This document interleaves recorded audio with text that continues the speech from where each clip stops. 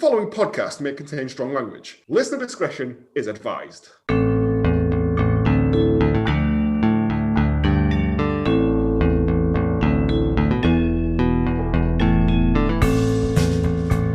Hello, and welcome to Hallmark of Greatness Last Orders, the podcast where we look back into the films our Hallmark favourite actors and directors would rather forget that they were ever involved with. I'm Joe, and with me as always are my co-hosts. She has been running from Gene Simmons and his big long finger. It's Barney. Oh, the big long finger. Yeah, it's been so long since we've done this after our little summer break. And he's back from his sellout worldwide tour of just singing the Stargrove theme song over and over. It's James. Run into an aerodrome. Stargrove. Things that end with, Yeah. I don't know, own. I can't remember all the lyrics are now. I remember how it made me feel, and that's what's important. Made me feel powerful. If you want to follow us on Twitter at Hallmark of Great and on Instagram and Facebook at Hallmark of Greatness, you can also email us at hallmarkgreatness@gmail.com and other stuff probably as well. How are we doing? We've had a little break over the summer to sort of School summer holidays, empty out the horror that is stored in our brains collectively and fill them back up again. Is that how you spent your time? That's how I've spent it, drinking heavily to try and burn out like parts of my brain that remember like what was it called? The dinosaur one that we done? Yeah. Carnosaur. Carnosaur, that was, yeah. But this week, though, I believe we have possibly succeeded, even ourselves, in doing the worst thing I've ever seen in my actual human life.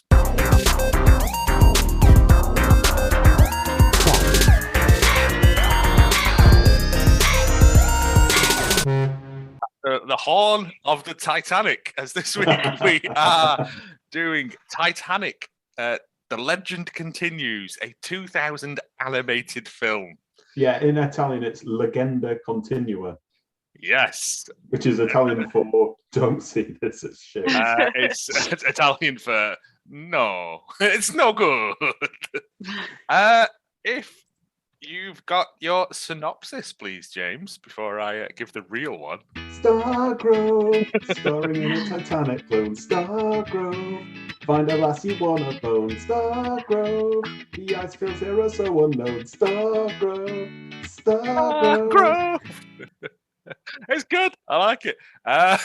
Anything from the poster? The poster looks more fun than the film, I will say.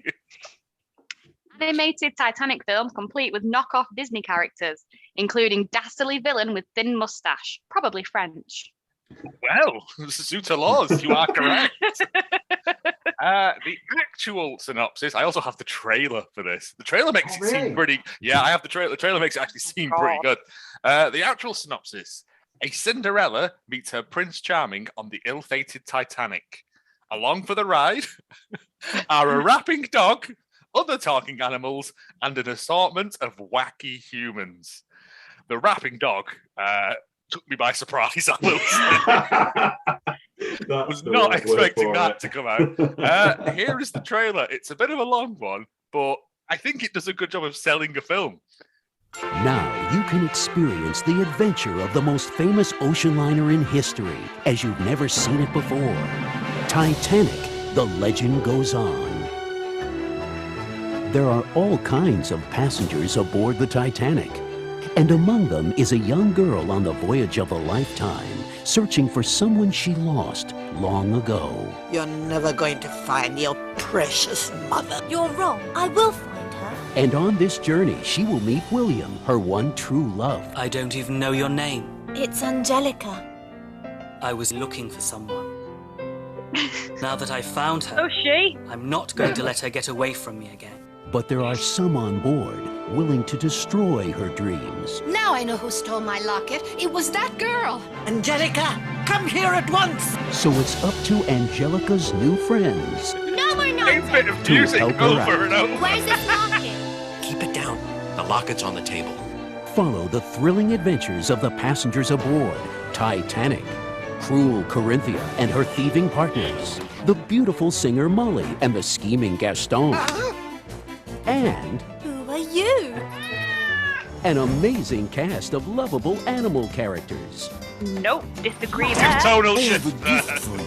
She's not going to fall for that old. Oh, this is the song Keep Mucho together. Gusto. As the moment of destiny arrives, Look at that! There's an iceberg right in our path. you'll experience an Total unforgettable tale change. of courage, You better get lifebelt on. sacrifice, Lower the lifeboats. Women and children only. Go on, we'll be together again soon. I promise. Lower the boat. and the enduring power of true love. Don't let me stop hoping.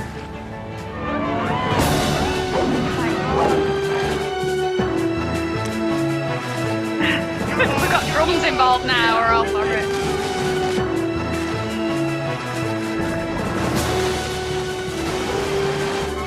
This is just people dying at this point. No, nobody died, it's fine. You see bubbles coming up from underneath. I'm sure someone. Like, people we haven't met. Titanic, the legend goes on. Wow, Thank you very much okay, for so listening. We'll see you next week. That's it. That's all you need to know. a few points there. First of all, that's longer than the actual fucking film that we watched. There are Secondly, two the cuts of Titanic this isn't a film. legend. It's No, not a it's legend. it's a It's real just physical historical thing that fact. existed. It's not like Sasquatch or the Mothman. No. Yeah. There are two different cuts of this. There is like a 50-minute cut, which I want to see because apparently it just has like bizarre silent scenes and stuff in it. And then there's this 70-minute version where they redubbed a lot of it, recut it so it made a bit of sense. And also put in all the wacky boing sound effects and stuff, which you want on a boat that's about to sink and kill, several thousand No. people. So I heard the opposite of that. I heard that there was like an 85-minute version that's been cut down to a 70-minute version. Well, it's So if 70 that's been minutes. further cut to 50 minutes. I don't know what that There's means. no other than- need for this film to have that many versions. No. Yes, but it is a weird sort of. It's an Italian film, and they've redubbed it into English, like Animals of Farthing Wood style. It's countries working together to produce a absolute piece of dog tod. Countries who hated each other. Again, he may have made the trains run on time, but Italy's got a lot to answer for. Christ. Wow, that's a massive editorial stance you're taking there. So we open of just the same bit of animation of two people rowing a boat. And a very stern, boatman in the background, just staring at them. Why is he not rowing? I didn't get that. I guess he has to steer, but Well, you find out later on why he's not rowing. Well, It's- yes, he's an officer an officer and a gentleman. Can I just say that the frame rate was off for this? So they were just rowing in slow motion, which just made it had a anything that could be put in slow motion to make the runtime longer. We considered doing. Oh yeah, they've just filed some shit into this. There's also it starts out with some kind of sort of I've described it as Final Fantasy star screen music. It was a very odd start to it. Set the mood completely the wrong level for this film is of 1,514 people dying. Yes, it's tonally all over the place, this film, because it doesn't know whether it wants to be like a love film or a musical or a wacky animals. There's about 19 different subplots, none of which get really resolved at any point. There's the locket, there's the weird Sherlock Holmes guy that's in there. What's he called? Like Jeremy McFlannel? No, Sam Bradbury. Jeremy McFlannel. I want to meet him. Yeah, I think that was his name, McFlannel. I remember that. Isn't that the object of her? The New York. The New York outside of his jurisdiction. Sam Bradbury. Yeah, they're setting sail from Ireland. So, how did he get to Ireland? And also, why is he apprehending people in international waters? Doesn't make any sense. It's international waters. There's no rules. But watching this thing go away and the ship sinking and fireworks going off. Very quickly that ship sinks. To be fair, I think that's flares, isn't it? It's supposed to be flares, but flares hang in the air to illuminate. These are literally starbursts. It's just very entertaining. If you're going to die, at least go, ooh, ah. I think it was like, oh yeah, fuck it, we're dying, but we've not fired any of these off yet. It's just fun cartoon deaths. Well, all I noticed is when people are dying in the water, the old woman on the lifeboat's like laughing at him. She is, and I just thought, that's a bit. She's like, ha ha ha, peasants. I was like, okay, this. I was like, why is she laughing? Why is 101 Dalmatians there? Because at this point, it becomes immediately obvious that they've just stolen characters from Disney films. Yeah, they look very much like Pongo and Perdita from 101 Dalmatians. There is also knockoff Wicked Mother from Cinderella, who looks very similar. Yeah, the sisters look very similar as well. The tall one especially looks like Griselda, however she's called. Not the voluptuous one. No, out of character. You've got like a poor man's Gaston, who is literally called Gaston. He is called Gaston. No one will suspect that one. Cartoon deaths, the dogs and thing. I'm like, what the actual fuck is going on with this film? Because then we cut to a train journey, which confused me because I didn't know what was going on at this point. I thought, are they still on the thing? No, right? Because this is like a flashback, isn't it? Because everybody's so sad in this that you can't tell if that's after the Titanic sinking or before. But it is before. It doesn't say like 3 days previous. Yeah, it's. And we're introduced to our heroine of this film. I mean, of the type that drains you of energy and then ultimately kills you. Angelica. That's right. Yep. Who is looking at her locket that I think has her mother's picture in it, or mother and father's picture. It's a mother's, isn't it? Is it a mother? While her sisters, in weird sort of chorus stereo, shout, "Precious mother! Precious mother!" Yeah, sort of channeling Gollum there, God. This hurt my... And while her wicked stepmother just sort of sits there and lets them get on with it. She is basically like a valet to them. Is she like... Is it her stepmother? Yeah, she's Cinderella. Right. Okay. She's sort of in a menial servant's role. Right. But the thing is that this cut... Oh, go on. And then it cuts out of it, and we just get a big close-up of a seagull's anus. It's like it's been diced up completely wrong. Like, it would make more sense for this bird's eye view of Liverpool. So there's the Titanic in the harbour. There's this goose about to take a shit on everyone. But that should have come first before anybody was introduced. Then. Yeah, I think they literally sent the things away for animation, and when they got them back, they just threw them into a hat and were like, right, this is the running order of the film. Yeah, and then the seagull flies about in what is actually quite a good sort of shot of tracking around the docks, but it just keeps focusing on its cloaca. And I'm like, don't like this. We meet, is it Jeffrey the cat who makes Mario noises when he gets surprised? Yeah. There's a lot of violence against animals in this. A lot. And ham-based crime as well. Have we met Tweedledee and Tweedledum yet? Are they the crooks? I don't. I've got all their names here, but I don't know who they are because they're just like as William, and I know William is the main love interest. Is he? Yeah. Yeah. Who is the very camp voice? Speaks about 3 words to her, and she's besotted with him. And people are getting onto this boat. Jeremy McFlannel is mentioned. I don't think we ever meet Jeremy McFlannel, but I'm sad because it's a good name. Inventor of the flannel. And then or the McFlurry, I don't know. It just bombards you then with people, with all these people. So there's Angelica and her family get on the boat. Gaston. And then there's Gaston who gets on, who is the like sort of butler to William, is he? No. Is it not? Again, it just literally, they were going, because there's also another old woman who looks very similar. Yes. Who's in like a maid outfit. No, that's, again, right, it's all these people getting onto this boat. We're introduced to Sam Bradbury, who is an American Sherlock Holmes impersonator who's doing crime solving on a boat. I didn't understand. He doesn't turn up again either, does he? Sherlock Holmes does nothing on He this. turns up at the end, doesn't He it? turns up again.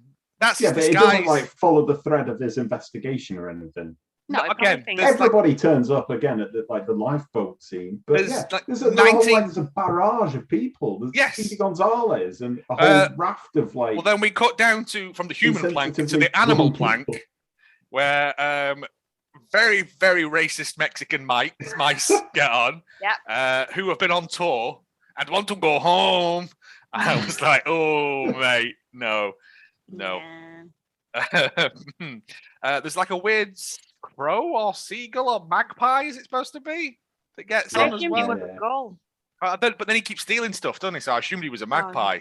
No one saluted him, so I didn't know. Like, there's a party of immigrant mice from an old world location that I think that's a knockoff of like an American Tale, Bible, you know. Yeah, they've got a continental accent that you just can't place. I think they're supposed to be like Jewish immigrant mice, Are they? like leaving for a new world. Oh, that makes me feel bad now because I found them really annoying. I mean, everything in this was really annoying. Yeah, I was going to say, don't feel bad about it, cry. And then for some reason, I've just got Wicked Bungus written down. Don't know what that means. So before they get on the ship, Angelica's looking at her locket and she drops it on the floor. Yes. And Gaston picks it up, and we meet the posh bird. I think she's French. She does have a name, but I do not find it out when I watched it. Yeah, I think I just wrote it down as posh bird. Hot babe. The singing. I will say, they clearly put a lot of design into the singing woman's knockers, because they feature quite prominently all the way we through do this. get a close-up as well of some animated boobs. I thought there was going to be a bit where she gets out of that bath shower bit and they were going to put some cartoon knocker in, and I was like, this isn't for children.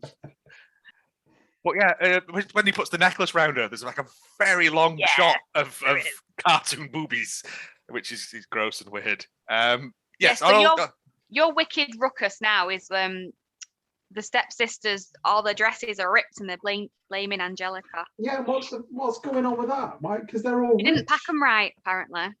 You pack them. Where did you pack them? On some barbed wire? I don't get it. Onto the razor blades that they were taking with them, and the secateurs and again, none of this makes sense.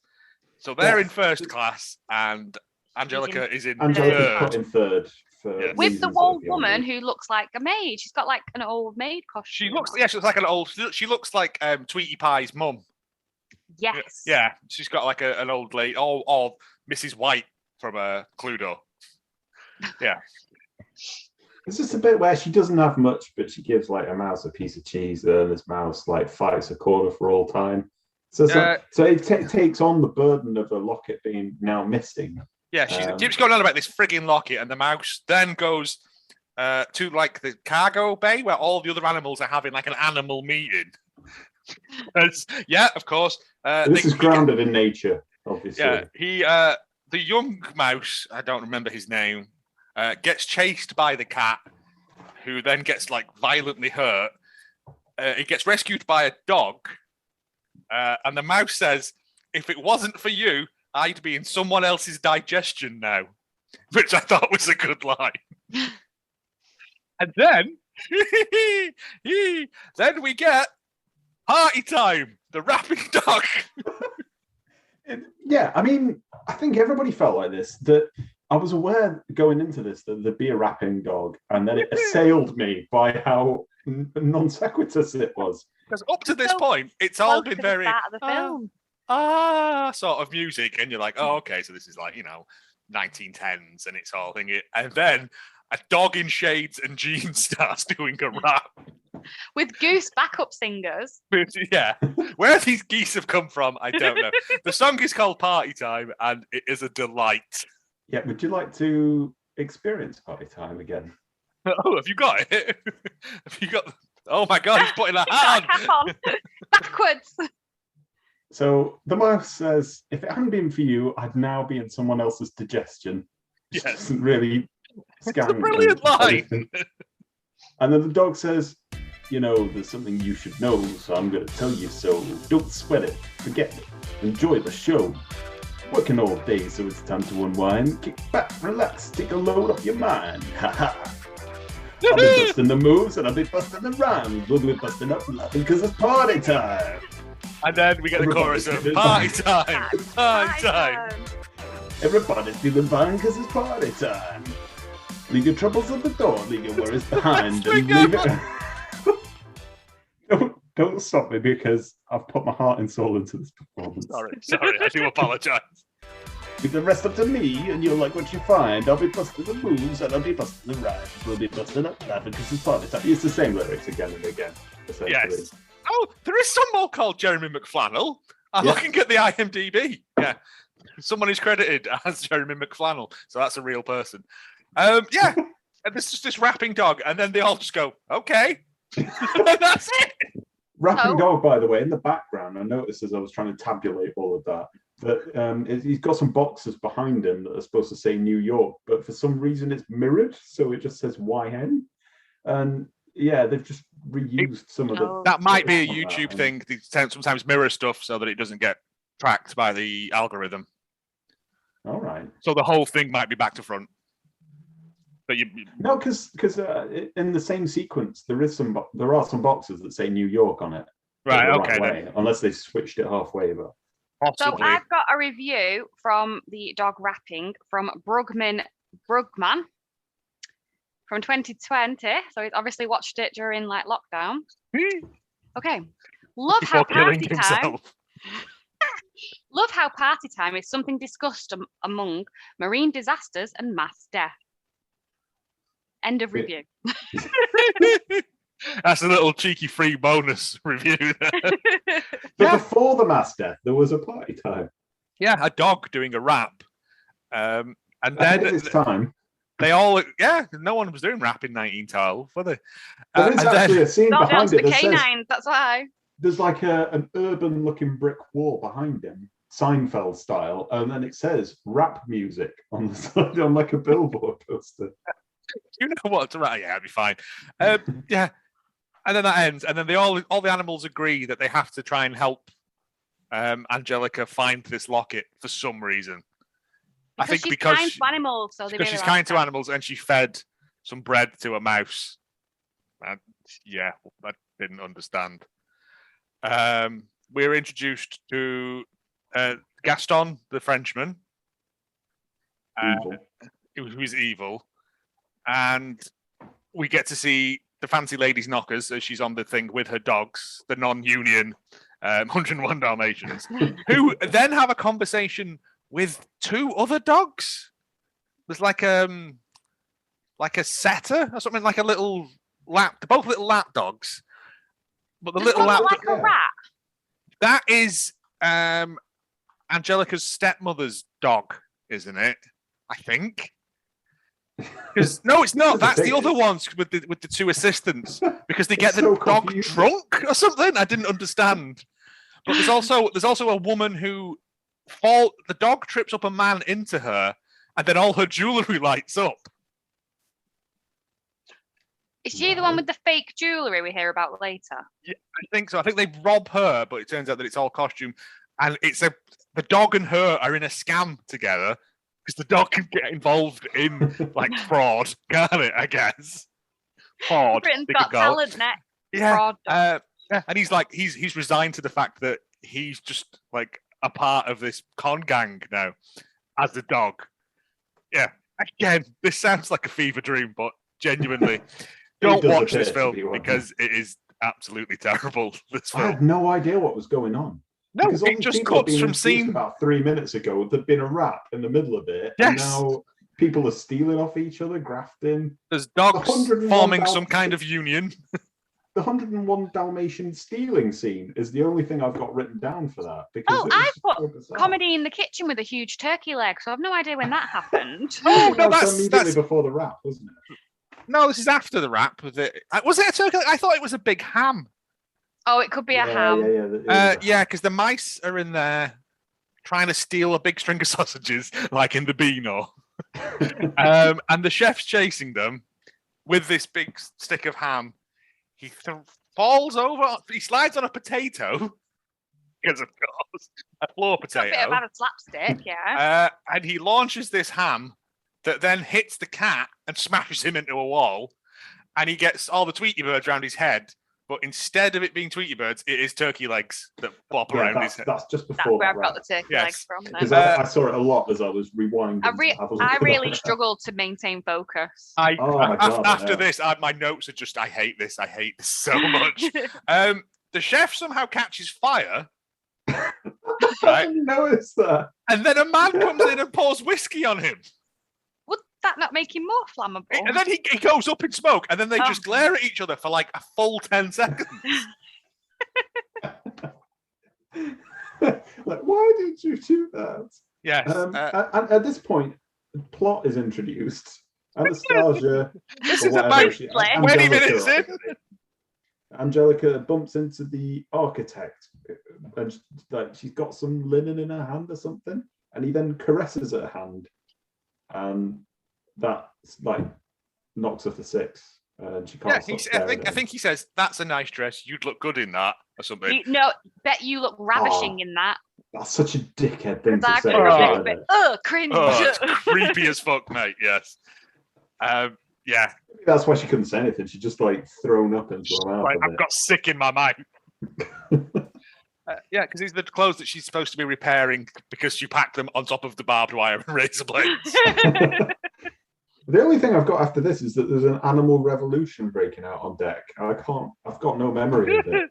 A small boy's ball falls off something, and a very annoying child actor is like, "My ball's fallen off, Gaffer!"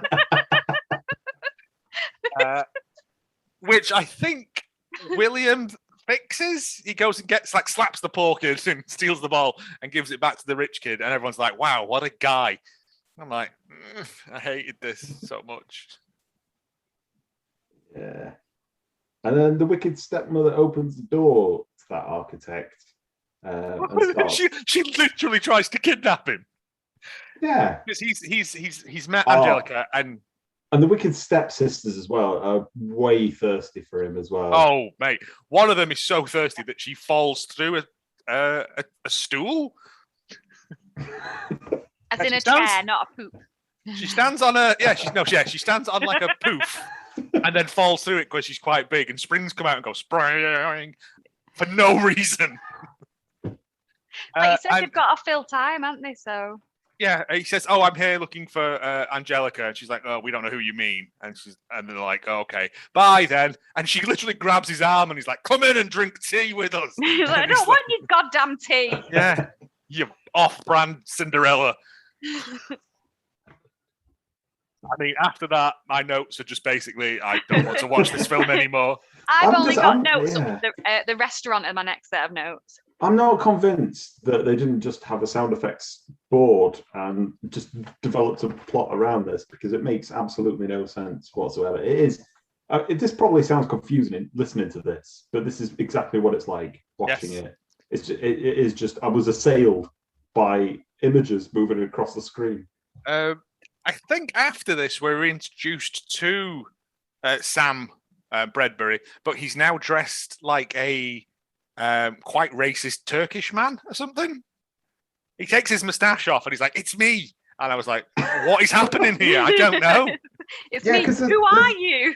There's a few events that I thought were supposed to be the reception, but they're not the reception. It was just a very fancy time. Every day is like a reception, but it's not the reception. So it quickly emerges that Angelica and everybody is they're all jostling for position at this reception party for the great and good that's going to take place at some point soon. And that's why she wants the dress, why everybody wants the locket, and why I don't know why the animals are even bothered, because they're not represented at this. But at some point anyway, a mum or whatever talks to that architect William about Angelica, and then he goes all weird and says, "Oh, her eyes were like, oh, Nanny, I think I'm going soft in the head." He has got a very camp voice as well. I'm not convinced. No, I mean it was back in the day, so they would have just been friends that lived together, wouldn't they? That's what they called it back then. Yeah, He's a very passionate man. Gaston gives the locket to Booby Sing Lady, who then goes and sings a song called was it Out at Sea or something? I don't know. She's only got like one song. She does it twice now, I think. Yeah. And then it plays at the end as well. It's like the Cantana band from Star Wars. Yeah. And then she goes and has a wash. The magpie / crow / whatever it is steals the locket in a series of hijinks where all the animals just pile into this room, rob her, and then he refuses to give it back until the mouse pushes him through a grate.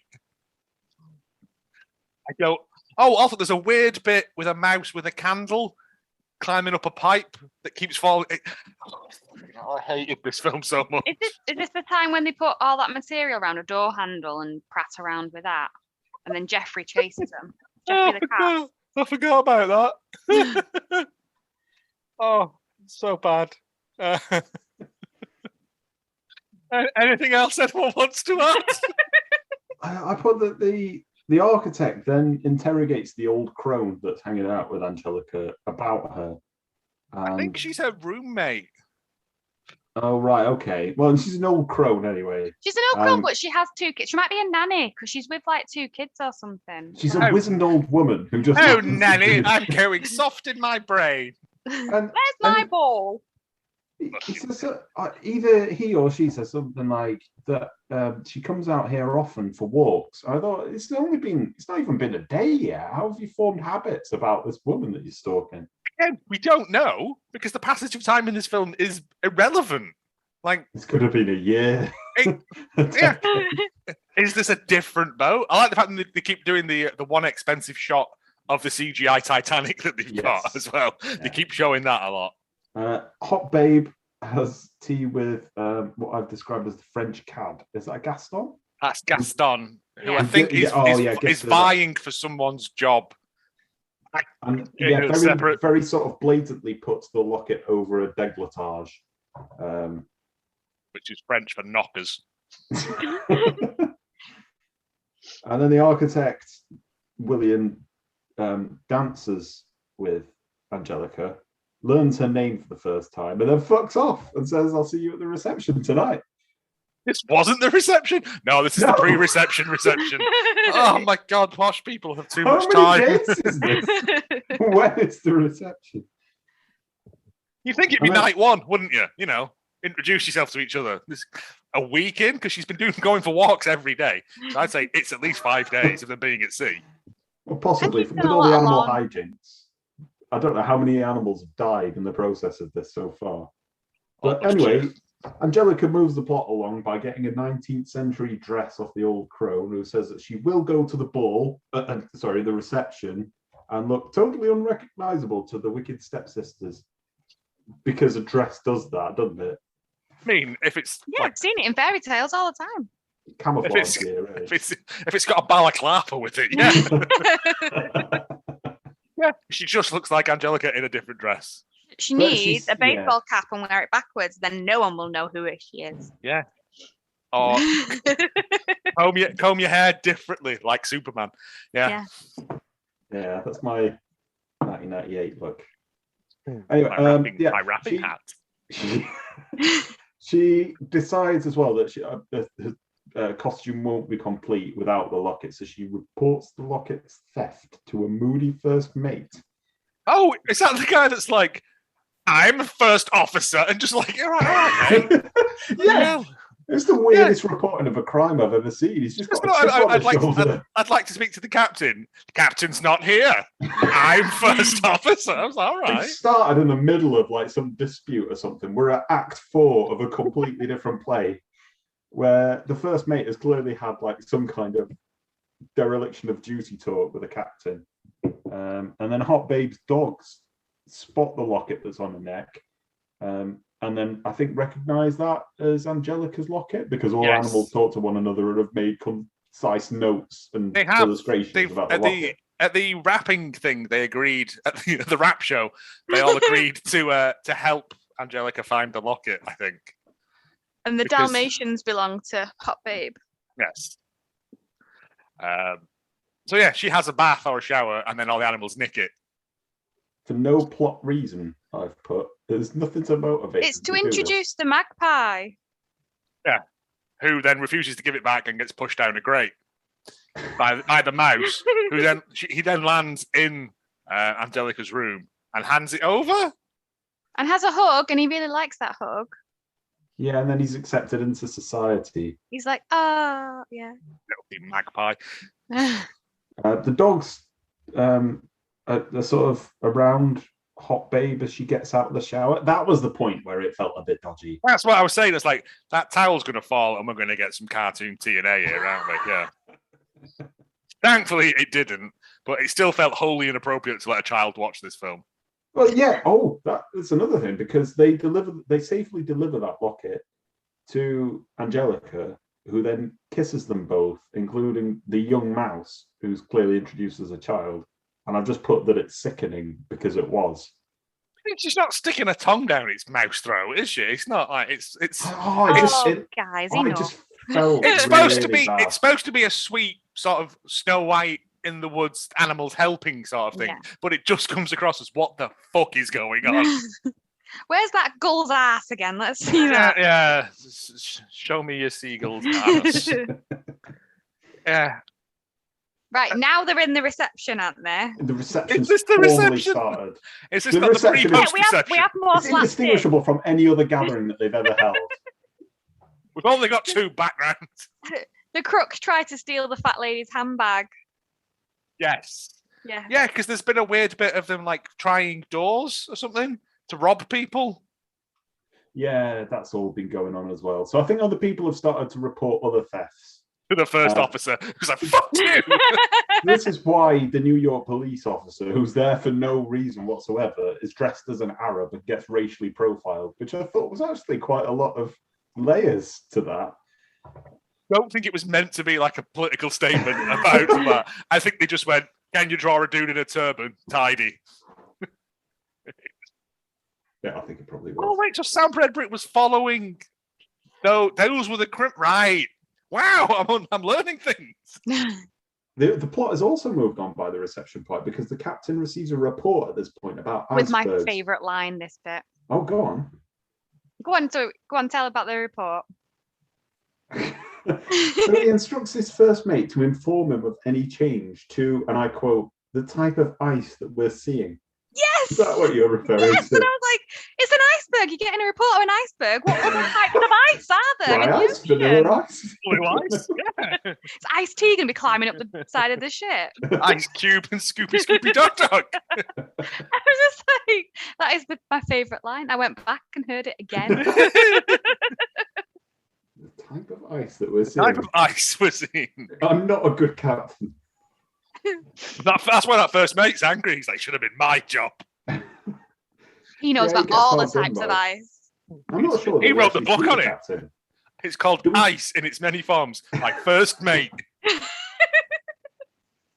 Do we actually see the captain after this point? I'm not entirely clear on that. I think we do. Just Yeah, I vanishes. think he's But there. we're going back to the Slain reception by now. ice. I don't know. There's a lot of scene hopping. We're back in reception now. Hot Babe is singing noisily. Yep. That one song that she knows. She's not got a great voice either. That's the thing. It's really thin and reedy to me. Yeah, it's supposed to be like a Celine Dion style song, isn't it? Because the whole thing is a knockoff. Non-union Celine Dion. Very non-union. Yeah, Celine Dion wouldn't knock us out for this. Anyway, she appears at the bottom of the stairs in her disguise dress. And Gaston sees the necklace and then starts making very strange noises. But was it the necklace that he was looking at? Let's be fair. Yes, if I had time, I would have cut those noises out because it was very strange. And then I've put she has a dance with William, and then we have another close-up shot of her animated boobs. Yep. Oh, I just want to point out as well that before that dance happens, Angelica recaps in the mind all the 2 occasions that she's met this man. And it swarms around. When I was carrying laundry, and now. Yeah. It's not like Fatal Deviation with the horse riding and the launders, it was is it? like that. mean, yeah. There was a lot of chest flashing at that point from the camera. And then Hot Babes claims that that she had that locket stolen and then slaps the Frenchman for no reason whatsoever. Because he provided her the locket and it's now gone, so it must be his fault. Well, I think that it's implied that he took it back and gave it to Angelica. So it's just something that he does to curry favour with women. That's the way I interpreted it as. Yeah. But it isn't explained. She just like beats the shit out of him. And then we're going, okay, fair enough. Moving on. And then there's my favourite line in this, which is, I think William says to her, I never thought you'd actually come. And then they kiss while the old woman and animals celebrate. Next. Yeah, the old lady's crying. Oh, she's crying. Yeah, she's having a cry. She's like, oh my goodness, I'm so happy. I've known this girl for 2 days and I'm so happy she's in love. Also, right, the old lady is in steerage. Right? She's in third class. Yeah. She wouldn't be invited to the captain's reception. I don't think this is actually at the reception because they're outside her cabin, which is why the line, I never thought you'd actually come, struck me as a little bit off tangent there. And then they're finding out about this reception and then nothing happens at the reception. Oh, the step family break it up, the romance, and the mice run amok. And start pulling faces as well. Yeah, start pulling faces, and the step sisters are like, it's horrible. And then one of them gets stuck in a wicker chair. Yeah. I don't remember that. For no reason. No. For no reason. They do that a lot. But also that reception, so we find out the woman says about her pearl necklace has been stolen, but she doesn't care because all her jewelry is fake. But that's not why you married me, is it? Or whatever she says to her creepy fella. Yeah, that's like the 18th plot point that doesn't go anywhere, and it's even just if you thrown bought in. something from like Claire's accessories, it gets nicked. It's still a theft. Yes, and Sam Bradbury should be on the case, but no, He's got other things to do. He's too busy racially profiling himself. And then, talking of racial insensitivity, this is where the Poor Taste Mariachi band comes into it. Does anyone really want to cover this territory? So the Mexican I'm assuming Barney does. The Mexican mice are singing Mucho Gusto. And the only line I remember, because I was too busy laughing, was, dust off your dancing shoes-os. Mucho Gustos. We're going to drink some ouzos. Mucho Gustos. Yes. There's something you can do, Stowe. It is that bad. They've not even tried to, like... Yes. It's also the classic trope of a regular sized one, a little fat one, and a tall, thin mouse as well. All with sombreros on. All with sombreros on, yeah. Well, the Dalmatians are doing a Lady in the Tramp style thing with the string of sausages. Mucho gusto. Eat your sausagistos. Put it in your digesto. I didn't mind the Mucho Gusto song. It's not as good as the rapping, but it's better than non-union Celine Dion. So that's not. Gustos was quite catchy. I just feel like they're just targeting different sections of North America as they go along. Rap music, right? We've done that. Mexicans, we've done that. Exit, right? Yeah. Let's get some annoying white people in there now. Yes, it's. But anyway, the Titanic casually passes a massive iceberg. Nobody reports anything to do with it. What kind of ice was that iceberg made of? I don't know. I'm only the first officer. The architect then bids her good night, Angelica good night for the 100,000th time, and vows to find her mum, which is a bit of an ask. She's been doing it her entire life, couldn't do it. Also, it's your first date. Like, at least bust that out further on down the line, like, because you're going to be out the top of that, aren't you? Really, later on. He then says, I think to himself as he's lying in bed, she'll have no cares from now on. She'll be happy, happy, happy. And then it just cuts. Precious mother! He's fucking deluded. I think he's very, very closeted. Yeah. Happy, happy, happy. Yes. Yeah, again, my notes have stopped at this point. I was just in a sort of zombie state watching it because it's. Is it iceberg time next? There are more icebergs, and then one suddenly spawns in front of the ship as well. And it hits. Wop, wop, wop, wop. Yeah. And we see the captain again because he says, "What did we hit?" And I've just wrote next to it. You know when I warned you about that ice, and you went, "What kind of ice is it?" The kind that hits boats, you fuck. Oh, we've not hit a kid, have we? Yeah, what did we expect to be out there? A sea moose. Yeah, that's how he chooses to be informed as well. Is when it happens, so nobody tells him. The architect William then goes down to the third floor. I've called him the architect throughout. I don't know why I didn't just use his name. Where the mice are endangered in steerage. Yeah, and I was very confused at this point because there's a little rat dog and Jeffrey's in a cage, and I do not remember how they got there. No, because the bird was reintroduced to society after all the Lockett incident. So they just incarcerated him for a different crime. Larceny or something. No, it wasn't the bird. It was the cat was called Jeffrey. And the little rat dog with the pearl necklace. Non-union Lucifer from Cinderella. Lucifer, yeah. Yeah. And the little rat dog who is in the employ of the lady that had the two guys that were robbing stuff. Fucking hell, that was yeah. I have no idea why they're in the cage. I think that's like animal brig. Better detectives than Sam. Yes, that rapping dog is also a cop. Why not? Yeah, I don't know why they're... Lifeboats, they start up and the evil woman and henchman escape.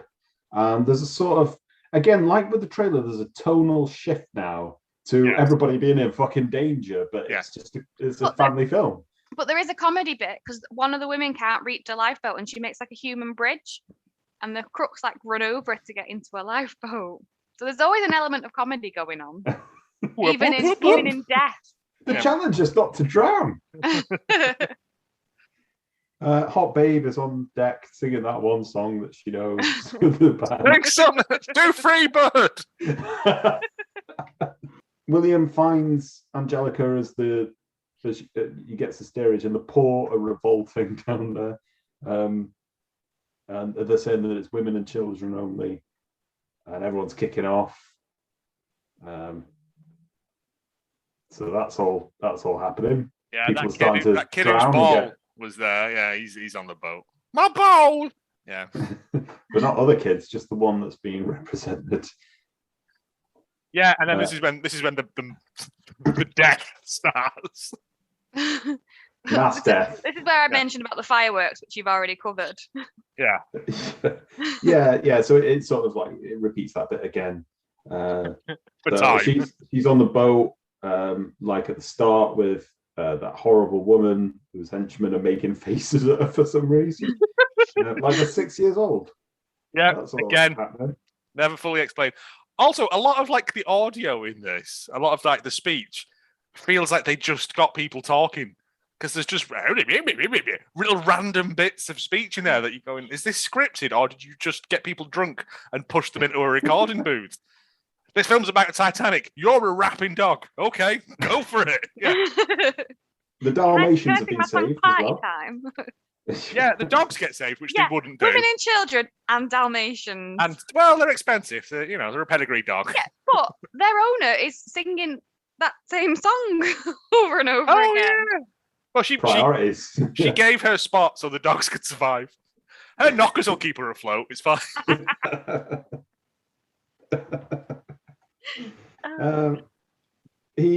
William, he's still on board. He makes 3 limp-wristed attempts to smash a window. Does he throw the wicker chair at the window? He does eventually. It is the wettest attempt at doing anything. Well, that chair's already been broken because one of sisters went through it. To be before. fair, yeah, it should be easier to throw then. It's hollow in it now. And then the boat snaps in half anyway. All the lights go out. To be honest, it's very well lit for an area that is in the middle of the North Atlantic. freezing cold. It should be pitch black. Well, that's the fireworks, mate. That's keeping them alive. Kids are all watching this happen, and I just put, holy shit. I didn't know what else to say because this actually happened.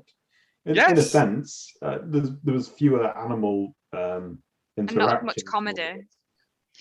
I didn't laugh half as much at DiCaprio as I did at this one. I don't know, when that guy falls off and bangs off the thing, that always makes me laugh. You shouldn't be laughing at that. That's not. It's just done in such a stupid way.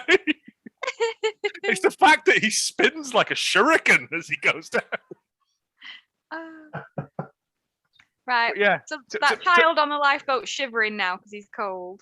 Yeah. The architect plummets into the water with a kid after he's managed to smash through a window. Plummets into the water with a small boy. And I thought, he should be done by that point, shouldn't he? I mean, even Leonardo DiCaprio dies, doesn't he? Because once you get into that water, then your core temperature plummets to a point where I think you get about 5 minutes. You're going to die, aren't you? Yeah. Yes. Yeah. So I thought, he's toast now, isn't he? Well, the opposite toast. He's cold toast. What kind of ice is he? He's a slush puppy at this point. He's a Mr. Frosty. Yeah. He's in the water. But he's in the water, but we cut to Angelica giving that kid a blanket. Yes. And then did they not pull him out of the water? No, so before that, the woman's like, "I'm your mum," and she's like, "Oh my goodness!" And they start hugging. It's like, "God, you believe that very quickly?" Anyone can say it. There was no DNA testing back then or anything, was there? Yeah, but you just on a lifeboat where she goes, "I'm your mum." It's like, well, and they had to resolve plot lines. Yeah. Well, hang on, because William hands the kid back to a lifeboat, and he gets branded a hero, and then he gets caught by a rope, and then appears to drown. Yeah, he's in water. He's done for. They don't care. He's not just in water, but he's actually snagged. He's being dragged down. Yes, incredibly dark. But the best plot twist is the woman who's claiming to be Angelica's mum has raised William instead of her. Yeah, which that's a bit weird. Yeah. The son that she never had, sort of thing. And I was like, you couldn't be asked with her, but you can with him. Come on. She made him the daughter she never had. He died with his secret shame. It's best he's dead, isn't it? As well. Yeah, he wouldn't have got away with it. He was going to New York. He could have moved in the village down there. It'd have been fine. He could have been the most flamboyant architect there was. It does cut to him a little bit later. He's not dead. He's holding onto a box that they've come across. YN box. Oh, the first mate, the crew guy is fuming. Like, don't let him in the boat. Don't let him in the boat. Oh, he gets cold everywhere. He hates everybody. And they pull him onto the boat, and he's like, get him off. It's fucking freezing out there. Thermostat's already at top. But it's not William, is it? No, it appears to be him. But it's I got confused, because at this point I was like, I hope this finishes soon, because no, so it's somebody else who's in a position of power on the boat. It was Sam. It was the policeman. It was Sam Bradbury, because his wig comes off. Yes.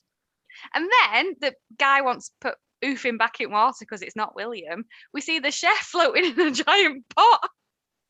Which I'm always a fan of that, He should be warm because he's been on fire recently. And the animals are on a raft. And then the dolphins appear. But the chef's there with his cheese and sausage going, look at this. Yeah, I don't think you get dolphins in the frozen North Atlantic. But if they did turn up, then they would definitely do the same and just fuck off anyway. Like, well, there's nothing we can do here. They could do it. Dick Van Dyke could push them to shore. Oh, they don't. Everyone gets rescued, this is though. Not our fight. Yeah. And then the boat does eventually find William, but he's unconscious from too much exposure to water. Yes, even though he would be dead after 5 minutes. His first words are, "Hello." You had me at hello. Jinx. If you see my wife, tell her I said hello.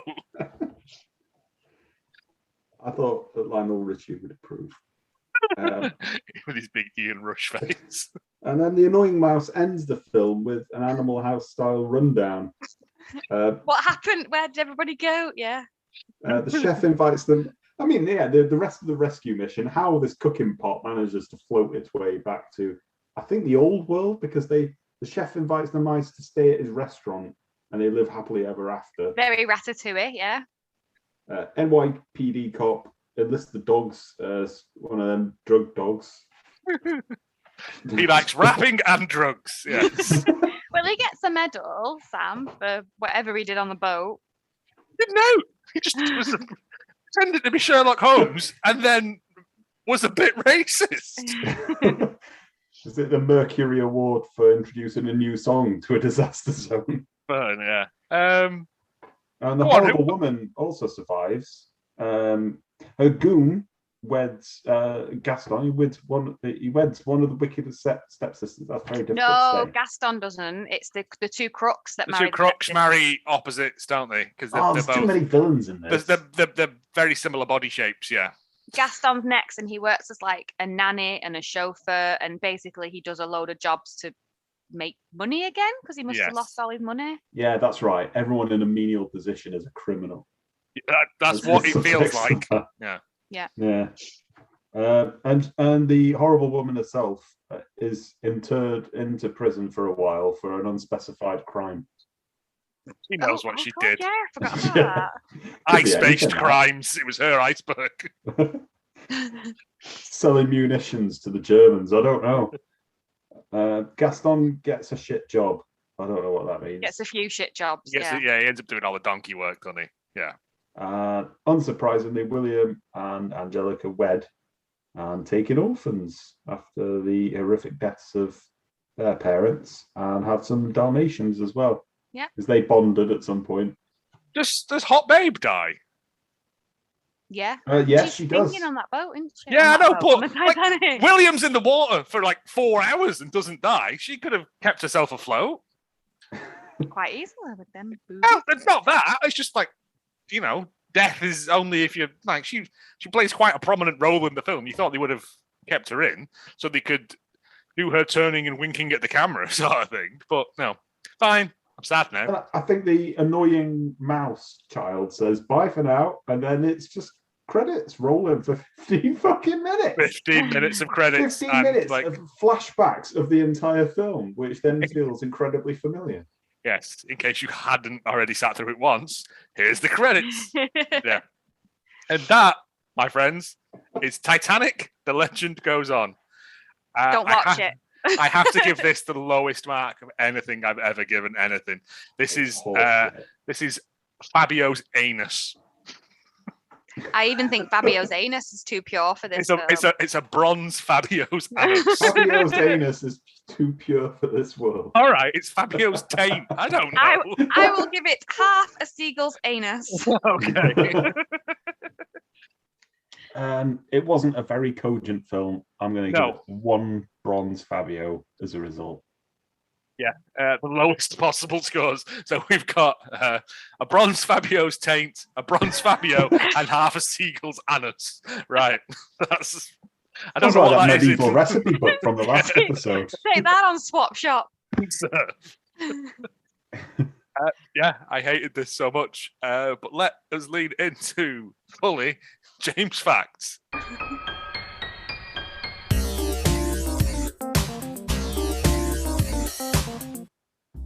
Yeah, so this was Titanic, the animated film. The legend continues, even though it's not a legend. This was released in 2000, 3 years after the actual Titanic film. That means a film about the Titanic, not just a really big film. 2000 brought us Mission Impossible 2, Gladiator, Castaway, What Women Want. That's a bit of a non sequitur after those two. Meet the Parents, X-Men, all good films. I didn't actually get a figure for how much this cost to produce, so I decided to try and research how much it would have cost. So today, quote for animation per minute is £10,000. So given that this ran generously for 80 minutes, I would estimate that to be $800,000, or in pounds, that would be just shy of £600,000. But they did use a lot of reused footage, like they kept using the same animation over and over again. Well, I don't know if that's the animation house just, cheating them out or something. So the production company was Titanic Cartoons, so I'm assuming it's this and no else. This is compared to the Titanic film, which cost $200 million to produce. Yeah, so Titanic Cartoons only has Titanic Legend Goes On as its. Maybe they did another Titanic film where the Titanic was a big hippopotamus or something. The legend continues to continue. Yeah. If it did cost about £600,000, that would represent about 0.4% of what it took to produce Titanic. So I've gone with what you could possibly do with that. I thought that you could possibly invest in some submarines, given that there was an iceberg. So you could actually buy 48 Spymaster submarines. The Spymaster can go down to about 12 meters underwater at a speed of almost 2 knots, which is shit. But what? I thought...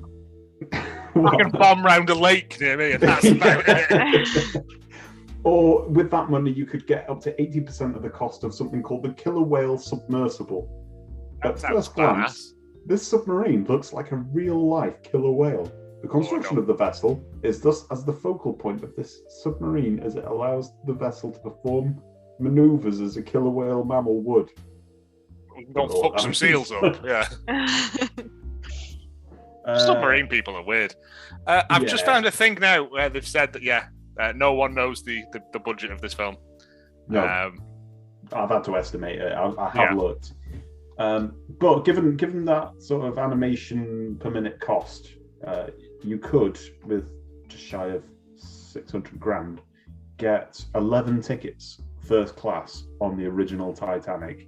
That's out of 833 tickets as well, so you wouldn't be securing that many seats. It really was a premier sort of event. You could, though, with that money, instead of going first class, you could sell out second class or third class easily. Okay. Instead of that, you could get yourself some luxury ice, which is purified water that's hand carved into cubes. You could get 2,461 bags of them. If you want. Rich people have got fat. A freezer's not big enough. Each bag of that costs £234.40. And I thought, how weird to just put the 40 pence in there. Ice, mate. I don't know if you know this, but you can just... A bag of ice. You can get it for £1. Eskimo ice. Down the shop. That's £1. Yeah. I don't want it hand carved. Someone's touched that then. Let's go on in my drink. Hand carved, yeah. Dirty boy. With it, I don't know, like a katana or something. Yeah, you could stack that all together and that would pose a mild threat to yachts in your area. I'll go under it in my submarine, my killer whale submarine, mate. It's fine. Yeah, you would do. I was thinking that, like the Spymaster submarine, a fleet of 48 Spymaster submarines that go 2 knots. They go 12 meters underwater, and then I thought actually the salient point of any iceberg is that it is chiefly underwater. Yes. I don't know that would do you much good, but you'd be able to zip around unnoticed. So there you go. In a bit of a departure from James' facts, usual technique, I've not looked up anyone to do with this film, apart from that it was directed by somebody called Camillo Tetti. And I thought it was particularly interesting because he does seem to have a thing about ships in history, because he also produced something called Noah's Ark in 2007. And I've had a look for the trailer for that, and it is very, very short on details, but there are a lot of animals involved. Did any of them rap? I hope so. Noah is building a whale of a boat, pun already, in order to save 2 of every species from a flood that will cover the entire world. Pretty soon, animals are lining up to board the ark 2 by 2. That's all I know about it. I kind of want to watch that now. I have to say this, I don't. No, yeah, to be fair. He's clearly not made for film. 2 knots is about 2.5 miles an hour. Fucking hell, that's low. So I was like, as a Spymaster boat, you're just below the surface of the water, creeping along. Yeah. You could just snorkel for that. Is that going down or along? I'd love to know. That's just sinking. The director of this film, Camillo Tetti, he also produced something called Bye Bye Vietnam in 1989. Which I can only assume is Goodbye Vietnam, but the knockoff version. Oh, Good Morning Vietnam, but it's just Yeah, starring, Good Morning, starring Bobbin Williams. So that was a thing. And then I dedicated the last portion of the show to the actual animals of the Titanic. There was, it says there's actually a Wikipedia page devoted to this, and it says, like any other ship, Titanic had a substantial portion of rats that were seen running across the third-class dining room on the evening of the sinking, to the shock and amazement of the diners. Some of the women who saw it burst into tears. And then popped up a wicker chair. Well, yeah, that incident has been represented. I don't remember seeing any of that in Titanic, the film. The dog owners, the collective dog owners... I'm kind of angry that they didn't bother putting rats in. I just like the fact that there was a historical event, rats on a sinking ship, that wasn't represented. We now have something to link to it. The dog owners of the Titanic actually planned to hold a dog show aboard the ship on the morning of the 15th of April, the day before, the day after the Titanic sank. Yeah. You'd be gutted, wouldn't you, in your lifeboat, and you go, oh man, I spent ages combing that Pomeranian. Yeah, for nothing. No, it's more like all that time we spent preparing for that fucking reception. It wasn't even that good. It was like any other day. And then we just fucked about on the deck the rest of the day. Picking posh kids' balls off.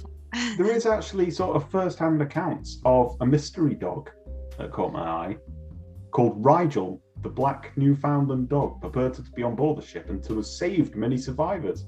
However, some people have questioned whether the dog could have survived a long swim in the icy ocean, and there is no contemporary evidence that the dog even existed. No, that sounds like Too busy rapping. Sounds like an urban legend. Well, you say that, but his name's Rigel, which is how a dog would pronounce Nigel, so I think there's some truth to that. In total, 3 out of 12 dogs survived the sinking of the Titanic. That's 20%, and that is quite low. That's close to 25% of the third-class human passengers. I was going to say, if you're in second class, actually 58% of people survived that. Actually, no, 58% of people died in that, so that would have been 42% of people survived that, or 38% first class survived. So, yeah. Oh, the dogs didn't do too bad then, did they, really? They didn't do that badly. No, they're expensive. If they're doing a dog show, it's not going to be like Scruffs, is it? It's they're going to be fancy boys. My dog would have just given up the ghost. She would have been, oh, well, too lazy. Bye, world. And with those facts, thus James Facts submerges itself under the water for at 2 knots another time.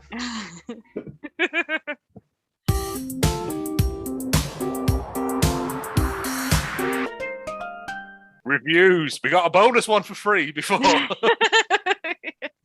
I've also got my dog at the side of me doing weird coughing, so apologies for that one. She looks so cute. I don't want to move her. I imagine you struggled to get a good one of these that wasn't sarcastic. So it's a bit of a shit sandwich, to be fair. I did try. I read so many, and I just thought they're not getting any better. So Chloe in 2011 gave this 1 out of 5 stars. Her title is, sorry, but this is just horrifically terrible. I bought this for my friend for Christmas after he read the reviews and wanted to see if it was as bad as it said it was. And yes, it was. And was a waste of my money too, even if it is cheap. It starts off with the ending scene and takes a flashback to what had happened. And what happened was it ripped off so many animations such as Cinderella and 101 Dalmatians and other classics! ! Not even to mention the rapping dog scene. Are you trying to teach children that Titanic included rapping dogs? I mean, that's the least troubling thing about this film, if you ask me. And that everyone lives happily ever after. Words cannot describe how terrible this movie really is. Who the hell rated this 5 stars? I don't know. Well, no Chloe. lies detected from Chloe. I can tell you, Chloe, who rated this 5 stars. SB in 2017. Oh, man. I've been kicked in the head by a horse recently. Who put it down to 2 sentences. A masterpiece. My favourite part was when they all drowned and the two Wow. My favourite part was when they all drowned and the two old ladies watched laughing. Classic. That was a weird bit. I thought I had to rewind that bit. Like, did that just happen? And then I feel like James might have wrote this one. No. But it was M. Bartram in 2016 who gave it 1 out of 10. And his title is, or her, I don't know, I only want to know the budget of the film. I have spent in excess of 35 minutes searching the internet for this film's budget. I even taught myself how to read Italian in order to read this film's original Wikipedia entry, which yielded no significant results. Oh, Did mate, you all put that much time, effort into it? all that time you could have used for something worthwhile. If anyone has any information, please let me know. I am aware that perhaps this website does not exactly allow for this type of communication, but if you could call me on the phone if you would like to tell me this film's budget. Please tell me it's got a number there. No, he hasn't included a number. There's no number. So you have to, like, choose. I mean, I can't be the only curious one. This film is absolute dog do. Oh, no, apologies. This film is absolute doo-doo butter. And I would be really impressed if Doo-doo butter? Is that the director, Tete? Yeah, that's right. Yeah. Made this film on a budget of 35 cents. But if he was given a budget of $3 million, I would be substantially less impressed. I mean, he's got a point there. The animation style in it is awful. It is. It's very, like, I don't know. Janky as fuck. I'm not seeing anything like it. But that guy, he just wants to know the budget. He's fuming about the price. I mean, it does sound like me, and I do. I do seen keep that looking for written hot in singles in my area. So I have seen that written in toilet walls. If you know what the budget of Titanic: The Legend goes on, call now. Yeah. Mate, that was So 3 very different reviews there for you. I mean, the middle one is kind of psychotic. But okay. I think you did well there. Yeah, But it's we all hard. picked up on the woman laughing at the drowning people. So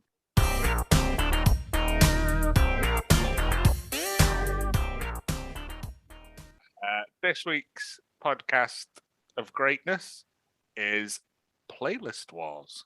We're going to take it back a little bit, back to 1992. Oh, yeah, that song. It was like almost on my list, but it just didn't make it. All right, you're bringing in wrestling references now. Oh, yeah, I'm going to bring in a little bit of everything. I heard that song so many times at a strip club. Who hasn't heard it at a strip club? I'm sure it's being played at some strip club right now. I know it's a Christmas song. Yeah, you went weird on this, Brian. I'm sorry. Bro, this is left field, man. I don't care. It is such a great song. What's up, everyone? This is Gomez. And I'm Brian. And we're the dynamic duo and co-hosts of Playlist Wars, a podcast where we, along with a special guest, pick a musical artist, band, or topic, and each create a 10-song playlist that we feel best represents them. Then we turn it over to you to vote for which one of us got it right. You can find us at playlistwarspodcast.com. Or wherever fine podcasts are found. So yeah, I've been meaning to listen to that one. One of them special guested on Fuck My Work Life. Yes. Yeah, I thoroughly buy into that idea. I love playlists. Near, far, wherever. Oh, whatever that song was. It would have been better if it was like close, further away, whatever you may say. Take your shoes off. And that, ladies and gentlemen, is the show. That was Titanic: The Legend Goes On. Any famous last words? I've just found one here. Now, Angelica, you know nothing about me. William, nothing you could tell me would prevent me from loving you. I killed a man. Ravishing, Matt. I bet if she was a bloke. A swan. Anything? No. Yeah.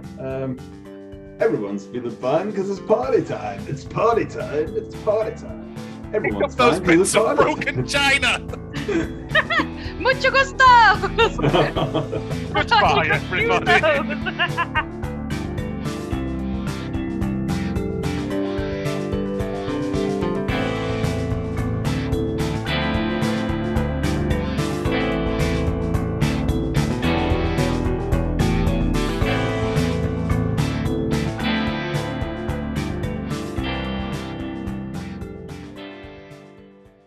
Swipe left for Hot Titanic chat.